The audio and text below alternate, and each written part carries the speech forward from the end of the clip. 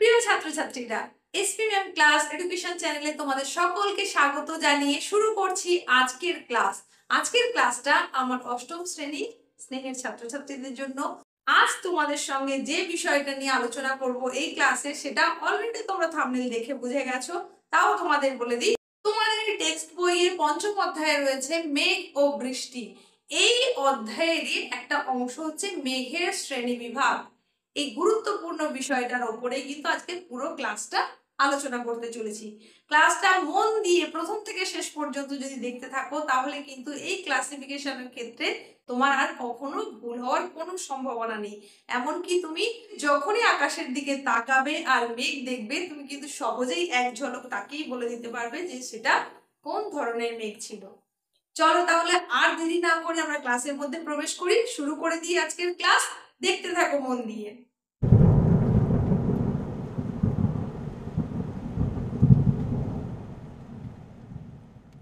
মেঘের শ্রেণী বিভাগ পড়তে গিয়ে আমাদেরকে প্রথমেই যেটা জানতে হবে সেটা হলো মেঘ কাকে বলবো। এই মেঘের সৃষ্টি বা উৎপত্তি কিভাবে হয়। দেখো, তোমরা প্রত্যেকেই জানো যে সূর্যের প্রচন্ড তাপে ভূপৃষ্ঠস্থ জলরাশির জল বাষ্পে পরিণত হয়। সেটা পুকুরের জল হতে পারে, খাল-বিল, নদী নালা, সাগর মহাসাগর, বিভিন্ন জায়গা থেকে জল সূর্যের তাপে বাষ্পে পরিণত হয়। এরপর বাষ্পটা কি হয়, হালকা হয়ে যায়। স্বাভাবিকভাবেই হালকা হয়ে গেলে সে ওপরের দিকে উঠতে থাকে। তো ওপরের দিকে উঠে যায় তখন ওপরের বাতাসটা কিন্তু গরম থাকে না, তখন সেই বাতাসটা থাকে ঠান্ডা। তাহলে যে বাতাসটা উঠে আসছে, যে জলীয় বাষ্পটা আসছে, সে গরম হয়ে হালকা হয়ে উঠছে। আর ওপরে যে বাতাসটা ছিল সেটা হচ্ছে কি ঠান্ডা আর ভারী। এই দুটো জিনিসের মেলবন্ধন হয়ে গেল, মিলে গেল। তখন কি হলো, ওই যে জলীয় বাষ্প যেটা উঠে আসছিল, এই ঠান্ডা বাতাসের সংস্পর্শে কি ঘনীভূত হয়ে গেল। ঘনীভূত হয়ে গিয়ে ছোট্ট ছোট্ট জলের কণায় পরিণত হলো। এই যে জলের কণাগুলো, সেগুলো বাতাসের মধ্যে ভাসমান আরো ধুলোর কণা, কঠিন কণাকে আশ্রয় করে কি করলো, ভেসে বেড়াতে লাগলো। তৈরি হলো মেঘ। এই যে মেঘটা, এই মেঘকে আমরা বিভিন্ন রকম দেখি। কখনো দেখি পেঁজা তুলোর মতো নীল আকাশের মধ্যে সাদা সাদা তুলোর মতো ভেসে বেড়াচ্ছে। আবার বর্ষার সময় আমরা কি দেখি, ঘন কালো মেঘে পুরো আকাশ ঢাকা থাকে। তাহলে এই যে বিভিন্ন রকমের মেঘ, সেই মেঘের যে ধরন ধারণ, সেইটাই আমরা এখন পড়তে চলেছি। এই যে বিভিন্ন ধরনের মেঘ, সেটাই এখন আমরা জানবো যে কত রকমের মেঘ হয়। মেঘেদের যে পরিবার, তোমাদের পাঠ্যাংশে দেখো নামটা এরকমই আছে যে মেঘেদের পরিবার। তো এই যে মেঘেদের পরিবার, সেখানে কি কি রকমের মেঘ দেখতে পাওয়া যায়, সেটাই এখন আমরা দেখব। এই মেঘেদের পরিবারে আমরা যত রকম মেঘ দেখতে পাই, তার একটা ছক খুব সহজে যাতে তোমরা বুঝতে পারো, সেটা আমি করে দেখানোর চেষ্টা করেছি। এখানে দেখো, আমরা যদি মেঘের শ্রেণী বিভাগকে মূলত চারটে ভাগে ভাগ করেছি। এই চারটে ভাগটা কিসের ভিত্তিতে, উচ্চতার ভিত্তিতে আমরা ভাগ করেছি। মূলত তিন রকমের, বেশি উচ্চতার মেঘ, মাঝারি উচ্চতার মেঘ আর নিম্ন উচ্চতার মেঘ। আর তার সঙ্গে সঙ্গে আমরা আরেকটা ভাগ দেখিয়েছি, সেটা হচ্ছে উল্লম্ব মেঘ।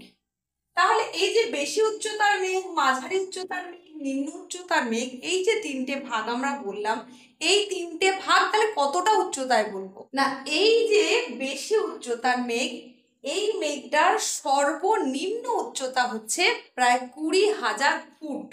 সর্বনিম্ন উচ্চতা এই বেশি উচ্চতার মেঘের ক্ষেত্রে। এরপরে যেটা ছিল কি, মাঝারি উচ্চতার মেঘ। এই মাঝারি উচ্চতার মেঘের উচ্চতাটা থাকবে সাধারণত 6,500 ফুট থেকে 20,000 ফুটের মধ্যে। আর একদম যেটা আমরা দেখিয়েছি নিম্ন উচ্চতার মেঘ, উচ্চতার ভিত্তিতে, সেই নিম্ন উচ্চতার মেঘের উচ্চতা মানে সর্বাধিক উচ্চতা থাকবে 6,500 ফুটের মধ্যে। আর একটা আমরা ভাগ দেখিয়েছি, সেটা হচ্ছে উলম্ব মেঘ। মেঘের উল্লম্ব বিস্তার অনুযায়ী আর একটা শ্রেণী বিভাগ দেখিয়েছি, যেটাকে বলা হচ্ছে উল্লম্ব মেঘ। তাহলে উচ্চতা, বেশি উচ্চতার মেঘ, এর উচ্চতা এর হচ্ছে কি সর্বনিম্ন গড় উচ্চতা যেটা, সেটা হচ্ছে 20,000 ফুট। নিম্ন উচ্চতার মেঘ, তার সর্বোচ্চ উচ্চতা 6,500 ফুট। এর মিডলে যেটা থেকে যাচ্ছে, অর্থাৎ 6,500 ফুট থেকে 20,000 ফুটের মধ্যে যেটা থেকে যাচ্ছে, তাকেই আমরা বলছি মাঝারি উচ্চতার মেঘ। এরপর উলম্ব বিস্তার অনুযায়ী আমরা যে ভাগটা আছে সেটা পরে আসছি। এরপর দেখো, এই বেশি উচ্চতার মেঘকে মূলত তিনটে শ্রেণীতে ভাগ করা হয়: সিরাস, সিরোস্ট্র্যাটাস আর সিরোকিউমুলাস। আর মাঝারি উচ্চতার যে মেঘ, এটাকে মূলত দুটো শ্রেণীতে ভাগ করা হয়, একটা হচ্ছে অল্টোস্ট্র্যাটাস আর অল্টোকিউমুলাস। আর নিম্ন উচ্চতার মেঘকে আমরা তিনটে ভাগে ভাগ করেছি, একটা হচ্ছে স্ট্র্যাটোকিউমুলাস, একটা স্ট্র্যাটাস আর একটা নিম্বোস্ট্র্যাটাস। এই হয়ে গেল নিম্ন উচ্চতার মেঘ। আর উলম্বতার দিক থেকে উলম্বভাবে মেঘের যে শ্রেণী বিভাগ, সেই শ্রেণী বিভাগ অনুযায়ী তাকে দুটো ভাগে ভাগ করা হয়েছে, একটা হলো কিউমুলাস আর একটা কিউমুলোনিম্বাস। এই হচ্ছে টোটাল মেঘেদের পরিবার। এইবার আমরা একটা একটা করে মেঘ সম্পর্কে জানবো, তার বৈশিষ্ট্য কি সেটাও আমরা দেখব। দেখো, বেশি উচ্চতার মেঘের একদম প্রথমেই আমরা যে ভাগটা দেখেছি সেটা হচ্ছে সিরাস।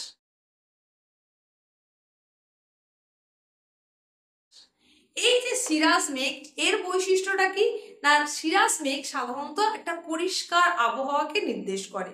আর এই মেঘটা দেখতে একদম হালকা পাখির পালকের মতো। সারা আকাশ যদি এই মেঘটাতে ঢেকেও থাকে, তাহলেও কিন্তু সূর্যের আলো সেখান থেকে রিফ্লেক্ট করতে পারে খুব সহজেই, এতটাই স্বচ্ছ এই মেঘ। তবে এই মেঘগুলো যখন একসঙ্গে অনেক ঘন সন্নিবিষ্ট হয়ে থাকে, একত্রে অবস্থান করে, তখনই কিন্তু আবহাওয়া খারাপ হতে পারে। এরপরে আমরা বেশি উচ্চতার মেঘের ক্ষেত্রে যে ভাগটা দেখলাম সেটা হচ্ছে সিরোস্ট্র্যাটাস। এই মেঘটা একদম পাতলা চাদরের মতো যখন আকাশকে ঢেকে রাখে, তখন মনে হয় আকাশটা যেন পুরো দুধের মতো। এই যে আমরা সিরোস্ট্র্যাটাস মেঘের কথা বলছি, এই মেঘটার মূল বৈশিষ্ট্য হচ্ছে কি, এটা অনেক সময় চাঁদকে বা সূর্যকে বলয় আকারে ঘিরে অবস্থান করে। এটা হচ্ছে মূল বৈশিষ্ট্য। এরপরে আমরা বেশি উচ্চতার মেঘের হিসেবে যেটা দেখেছিলাম সেটা হচ্ছে সিরোকিউমুলাস। এই সিরোকিউমুলাস মেঘটা কিরকম? এই মেঘটাকে দেখতে হয় পেঁজা তুলোর মতো। সারা আকাশ যদি এই মেঘে ঢাকা থাকে, তখন সেটাকে দেখতে এমন মনে হয় যে একটা মাছ আছে যার নাম ম্যাকারেল মাছ, সেই মাছের পিঠের মতো, পিঠের অংশটা যেরকম দেখতে, ঠিক সেই রকম সজ্জিত অবস্থায় মনে হয়। সেই জন্য কিন্তু এই মেঘটার একটা নামও আছে, এটাকে বলা হয় থাকে তখন ম্যাকারেল স্কাই। এই মেঘটা একেবারে পরিষ্কার আবহাওয়াকেই কিন্তু নির্দেশ করে, কোনো রকম দুর্যোগপূর্ণ আবহাওয়া নয়, একদম পরিষ্কার পরিচ্ছন্ন আবহাওয়া নির্দেশ করে এই বিশেষ মেঘটা। তাহলে তোমরা দেখে নিলে বেশি উচ্চতার মেঘ, যেটা কিনা 20,000 ফুটের ওপরে দেখতে পাওয়া যায়। এরপরে আমরা চলে আসবো মাঝারি উচ্চতার মেঘ। যে মেঘটা অবস্থান করবে কোথায় না, 6,500 ফুট থেকে 20,000 ফুটের মধ্যে। এই মাঝারি উচ্চতার মেঘকে আমরা দুটো ভাগে ভাগ করেছি। তার প্রথম ভাগটা হচ্ছে অল্টোস্ট্র্যাটাস। এই যে অল্টোস্ট্র্যাটাস মেঘটা, এর মূল বৈশিষ্ট্যটাই হচ্ছে কি, এই মেঘটা দেখতে অনেকটা ধূসর বর্ণের হয়ে থাকে বা নীল রঙের হয়ে থাকে, আর তন্তুর মতন হয়। এই মেঘ যদি আকাশে দেখতে পাওয়া যায়, যদি আকাশে অবস্থান করে, তাহলে কিন্তু সূর্যের যে উজ্জ্বলতা সেটাকে অনেকটা কমিয়ে দেয়, সেই কারণেই সূর্যকে তখন অনেকটা ম্লান বা অনুজ্জ্বল মনে হয়। আর এই যে মেঘটা যদি আকাশে থাকে, তাহলে কিন্তু সেটা দীর্ঘ সময় ধরে একটা দুর্যোগপূর্ণ আবহাওয়াকে নির্দেশ করে, মানে এক টানা বৃষ্টিপাতকে নির্দেশ করে এই মেঘ। পরে মাঝারি উচ্চতার মেঘ হিসেবে আমরা কার কথা বলেছিলাম না, অল্টোকিউমুলাস। এই যে অল্টোকিউমুলাস মেঘটা, এটা কখনো কখনো গোলাকার দেখতে হয়, কখনো চ্যাপ্টা দেখতে হয়, কখনো এটাকে সাদা বলে মনে হয়, আবার কখনো সেটা কিছুটা সর রঙেরও হয়ে থাকে। আর এটা ঢেউয়ের মতন একসঙ্গে অবস্থান করে। মেঘ যখন আকাশে থাকে, তখন তার ফাঁক দিয়ে দিয়ে কিন্তু আকাশটাকে অনেকটা নীল দেখায়। আর একেবারে যেটা আমরা উচ্চতার ভিত্তিতে শেষ স্তর পেয়েছিলাম, সেটা হচ্ছে নিম্ন উচ্চতার মেঘ, যার উচ্চতা কিনা 6,500 ফুটের নিচে। এই জায়গায় আমরা নিম্ন উচ্চতার মেঘকে তিনটে ভাগে ভাগ করেছি। তার প্রথম ভাগ হচ্ছে স্ট্র্যাটোকিউমুলাস। এই যে স্ট্র্যাটোকিউমুলাস মেঘটা, এই দেখো স্ট্র্যাটো, এই কথাটার অর্থ হচ্ছে লেয়ার বা স্তর। তার মানে কি বোঝা গেল যে এই মেঘটা স্তরে স্তরে সজ্জিত অবস্থায় থাকে, স্তরে স্তরে সজ্জিত থাকে। আর আকাশে যখন মেঘটার অবস্থান করে তখন মনে হয় মেঘটা যেন গড়িয়ে গড়িয়ে চলে যাচ্ছে। এই যে মেঘটা, এই মেঘটাই হলো স্ট্র্যাটোকিউমুলাস মেঘ। এই গড়িয়ে গড়িয়ে চলে যাচ্ছে এই ধারণা হয় বলে বা স্তরে স্তরে সজ্জিত বলে মনে হয়, সেই কারণে এর আবার আরেকটা নাম আছে, সেটা হচ্ছে বাম্পি ক্লাউড। এটা কিন্তু তোমাদের অনেক সময় 2 নম্বরের প্রশ্ন আসে। এর আগে তোমাদের একটা বললাম ম্যাকারেল স্কাই, এখান থেকে 2 নম্বরের এটা আসে ম্যাকারেল স্কাই বলতে কি বোঝো, তেমনি এই জায়গা থেকেও একটা প্রশ্ন আসে বাম্পি ক্লাউড বলতে কি বোঝো। এরপরে নিম্ন উচ্চতার মেঘ হিসেবে আমরা পড়েছি স্ট্র্যাটাস। এই যে স্ট্র্যাটাস মেঘটা, এটা অনেক সময় কি হয়, কুয়াশার মতন মনে হয়। স্ট্র্যাটাস মেঘটা অনেক সময় কুয়াশার মতন মনে হয়। আর তার কারণে কি হয় বলতো, এই মেঘটা যদি উঁচু অংশে মানে যদি পর্বতের চূড়ার অংশে অবস্থান করে থাকে, তখন সেই জায়গায় পর্বতারোহীদের খুবই কষ্ট হয়, পর্বত আরোহণের ক্ষেত্রে অনেক অসুবিধার সম্মুখীন হতে হয়। ছাড়াও কিন্তু বিমান চলাচলের পক্ষেও খুব অসুবিধাজনক হয়। আর এই মেঘটা দেখতে সাধারণত সাদাও হয়, আবার ধূসর রঙেরও হয়। আর এই মেঘ থেকে মূলত গুঁড়ি গুঁড়ি ধরনের বৃষ্টিপাত হয়ে থাকে।